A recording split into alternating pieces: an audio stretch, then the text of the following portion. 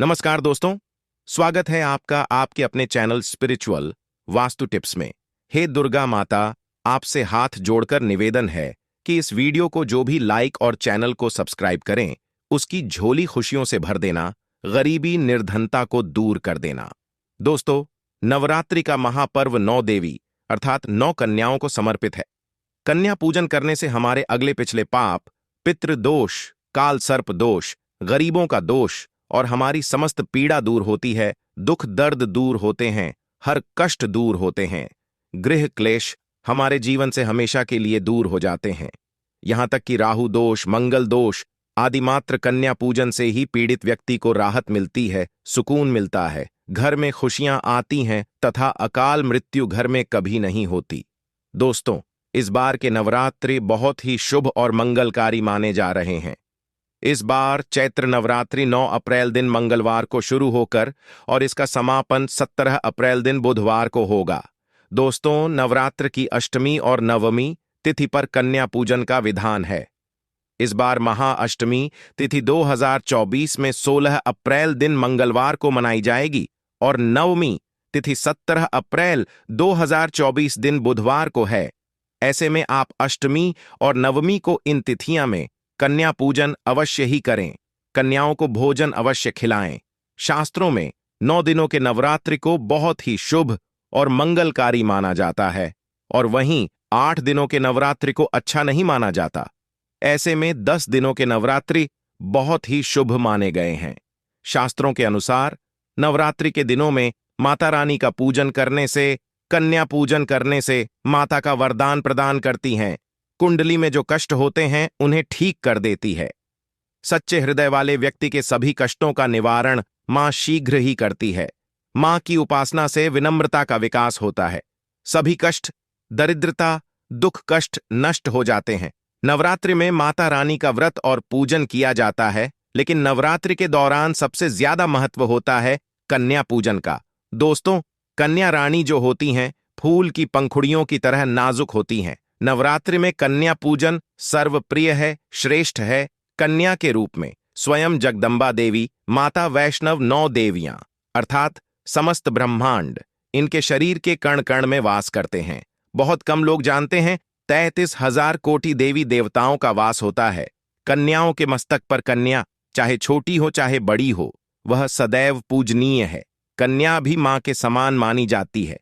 दोस्तों, माना जाता है व्रत और उपासना से माता रानी इतना प्रसन्न नहीं होती है जितना कि कन्या पूजन से होती है। नवरात्रि में छोटी छोटी कन्याओं को माता रानी का स्वरूप माना जाता है। कन्याओं को भोग लगाया जाता है, उन्हें प्रसन्न किया जाता है और बदले में आशीर्वाद मांगा जाता है। कन्याओं को प्रसन्न करने के लिए गिफ्ट आदि उपहार वगैरह दिए जाते हैं। माना जाता है अगर कन्याओं को कोई भेंट दी जाए और वह उसे खुशी खुशी स्वीकार कर ले तो इसका मतलब है माता रानी अर्थात माता वैष्णव ने वह भेंट स्वीकार कर ली, जिन पर कन्याएं प्रसन्न होती हैं। तो समझो उन्हें माता रानी का आशीर्वाद मिल गया और माता रानी की कृपा से उन्हें मुंह मांगा वरदान प्राप्त होता है। कन्या पूजन कोई मामूली पूजन नहीं होता। समस्त ब्रह्मांड में जो पूजा होती है उनसे बढ़कर कन्या पूजन को माना जाता है। 10 बार गंगा स्नान करने से और 100 बार यज्ञ करने से तथा 1000 बार तीर्थ यात्रा करने से जो पुण्य मिलता है वह मात्र एक बार कन्या पूजन करने से करोड़ों गुना लाभ प्राप्त हो जाता है। दोस्तों, इसीलिए कहा जाता है कि कन्याओं को सताना नहीं चाहिए। इससे समस्त ब्रह्मांड हिल जाता है। कन्याओं की जितनी सेवा की जाए कम ही होती है। कन्याएं कोई मामूली नहीं होती। कन्या के रूप में स्वयं उनके मस्तक पर विराजमान होकर स्वयं देवी चलकर आपके घर तक आती है। नवरात्रि में 2 साल से लेकर 10 साल तक की कन्या का पूजन होना चाहिए। अष्टमी अथवा नवमी को कन्याओं के पैर धोकर भोजन कराना, उपहार आदि देना श्रेष्ठ माना जाता है। ऐसा मौका कभी हाथों से नहीं जाने देना चाहिए। इस दिन जितना ज्यादा हो सके कन्याओं को अपने घर तक लेकर आएं। दोस्तों, वीडियो में आगे बढ़ने से पहले आप अपनी राशि भी कमेंट बॉक्स में जरूर डाल दीजिएगा।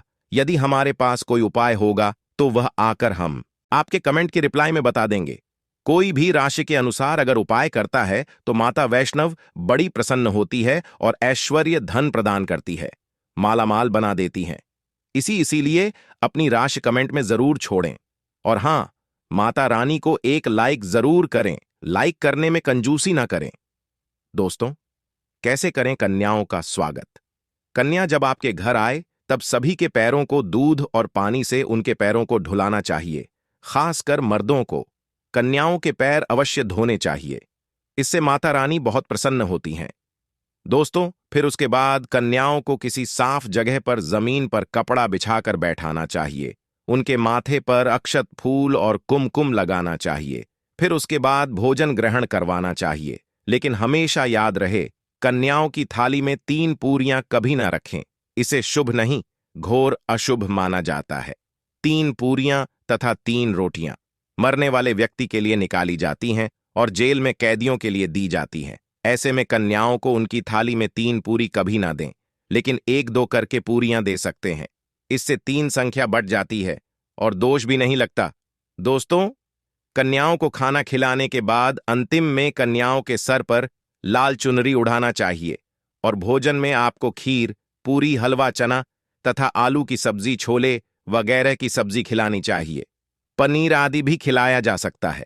वैसे माता रानी का प्रिय भोजन खीर, हलवा, पूरी और चना आदि ही हैं। लेकिन भूल से भी लहसुन और प्याज का इस्तेमाल कभी ना करें, अन्यथा अनर्थ हो जाएगा। अक्सर कई लोग कन्याओं को कुरकुरे का पैकेट, चिप्स वगैरह का पैकेट खिलते हैं, जो कि घोर अनर्थ माना जाता है, क्योंकि इसमें लहसुन प्याज का इस्तेमाल होता है, जिसके कारण आपका व्रत खंडित हो सकता है। मां दुर्गा क्रोधित हो सकती हैं। जहां आपने 9 दिनों तक लहसुन प्याज का परहेज किया, लेकिन आपकी एक गलती पूरे व्रत को खंडित कर सकती है। इतना भी नादान नहीं बनना चाहिए कि माता रानी रूष्ट हो जाए और कन्याओं को भी अशुद्ध होना पड़े। कन्याओं को डब्बा बंद कोई भी ऐसी चीज ना खिलाएं जिसमें लहसुन प्याज होता है। कई चीज तो ऐसी होती है मार्केट में जिसके अंदर लहसुन प्याज का इस्तेमाल होता है। ऐसा आप कभी मत करना दोस्तों। कई लोग कन्या पूजन में खाना घर पर नहीं बनाते और मार्केट रेडीमेड लाकर ही खिलते हैं तथा दही जलेबी खिलाते हैं, जो कि शुभ नहीं माना जाता। दोस्तों, ऐसा खाना वो लोग खिलाते हैं जिनके घर में मान लीजिए कोई दुर्घटना आदि हो गई है या घर में कोई बीमार है या कोई मुसीबत है, तब वह ऐसा करते हैं। लेकिन अगर आप स्वस्थ हैं, आपको कोई पीड़ा नहीं है, तो ऐसा भूल कर भी नहीं करना चाहिए। माता रानी दही जलेबी नहीं, आपके हाथों का बना भोजन खाना चाहती है, आपका प्यार चाहती है। फिर चाहे आप घर में एक ही पूरी क्यों ना बनाएं माता के लिए, पर आप स्वयं ही अपने हाथों से माता रानी का बना हुआ शुद्ध भोजन ही अति प्रिय है। खासकर नवरात्रों के दौरान घर में पका खाना अवश्य बनाना चाहिए। माता रानी बहुत प्रसन्न होती है। घर का बना पका खाना ही कन्याओं को खिलाना चाहिए। हमेशा याद रखें, कन्याओं को प्लास्टिक के बने धोने में खाना नहीं खिलाना चाहिए।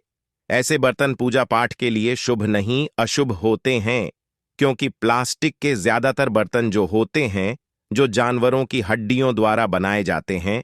इसीलिए ऐसा पाप मत करना। कन्याओं को हमेशा स्टील के बर्तन या पत्तों से बने बर्तनों में ही भोजन कराना चाहिए। बहुत ही शुभ माना गया है। अगर पेड़ के पत्ते में भोजन कराते हैं तो माता आपको वरदान प्रदान करती है। दोस्तों, एक और बात हम आपको बताने वाले हैं कि यदि नवरात्रों के समाप्त होने के बाद यदि बीच में कन्या पूजन में शुक्रवार का दिन पड़ जाए, तो कन्याओं को कोई भी खट्टी चीज नहीं खिलाना चाहिए, क्योंकि शुक्रवार का दिन माता संतोषी को समर्पित होता है और माता संतोषी नवरात्रों के दिनों में सक्रिय अवस्था में होती है, यानी वह भी 9 देवियों के साथ में आपके घर में आती हैं। इसीलिए कन्याओं को भूल कर भी शुक्रवार का दिन अगर पड़ जाए तो खट्टी चीज घर में नहीं बनाना चाहिए और कन्याओं को भी खट्टी चीज नहीं खिलाना चाहिए। घोर पाप लगेगा, आपका किया कराया सब बर्बाद हो सकता है। खट्टी चीजों से माता संतोषी रुष्ट हो सकती हैं, आपको श्राप दे सकती हैं। इसीलिए नादान ना बने दोस्तों। भोजन कराने के बाद कन्याओं की थाली में एक लौंग जरूर रखना चाहिए, क्योंकि लौंग देवी शक्ति तथा दुर्गा मां को बहुत प्रिय है। लौंग माता शक्ति का प्रतीक होती है। लौंग में नव दुर्गा का वास होता है। इन 9 दिनों में माता रानी को लौंग का भोग ही लगाया जाता है। तो खाना खाने के बाद कन्याओं को लौंग अवश्य अर्पित करें। माता रानी को अमृत से बढ़कर लौंग प्रिय है, इसीलिए कन्याओं को थाली में चुपचाप एक लौंग जरूर रख दें। आपका भाग्य चमक जाएगा। माता लक्ष्मी आपके जीवन में धन की कोई भी कमी नहीं होने देंगी। दोस्तों, आपको बता दें, कन्याओं को उपहार में क्या दें। कन्याओं को खुश करने के लिए उनकी थाली में दक्षिणा डालें ताकि आपके घर में संपन्नता बनी रहे तथा धन की कोई भी कमी ना हो। कन्या, जब आपके घर से खुशी खुशी धन लेकर जाती है तो वह भी आपको खुशी खुशी कई गुना आपको धन प्रदान करती है। इस समय कंजूसी मत करना, खुशी खुशी कन्याओं को धन अवश्य देना। आप कन्या को कोई सुंदर गिफ्ट दे सकते हैं। शास्त्रों में बताया जाता है कि कन्या जितना खुश होती है, माता रानी उतना ही जल्द फल की प्राप्ति प्रदान करती है। ऐसे में आप कन्याओं को चॉकलेट बॉक्स दे सकते हैं तथा खूबसूरत कपड़े दे सकते हैं। याद रहे, काले कपड़े ना दें। कन्याओं को लाल वस्त्र उपहार स्वरूप देना चाहिए। माता रानी को लाल वस्त्र बेहद प्रिय है। अगर आप वस्त्र देने में असमर्थ हैं तो लाल रंग की चुनरी ही उपहार में दे सकते हैं। इससे भी देवी मां का आशीर्वाद मिलेगा।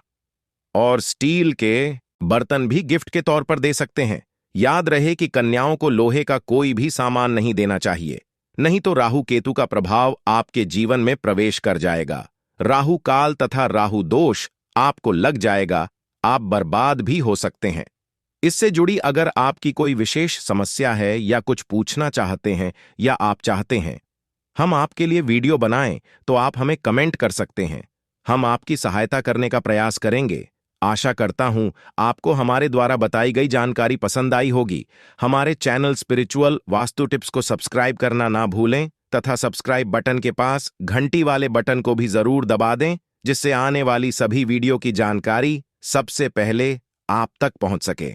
और अपने मित्रों के साथ शेयर करना ना भूलें, जिससे आपके मित्र भी जानकारी प्राप्त करके अपने जीवन में इसका फायदा उठा सके। दोस्तों, आज की इस वीडियो में बस इतना ही। अब मिलेंगे किसी नई वीडियो के साथ, तब तक के लिए धन्यवाद। वीडियो के अंत तक बने रहने के लिए और सच्ची जानकारी प्राप्त करने के लिए जय माता दी, जय मां दुर्गा।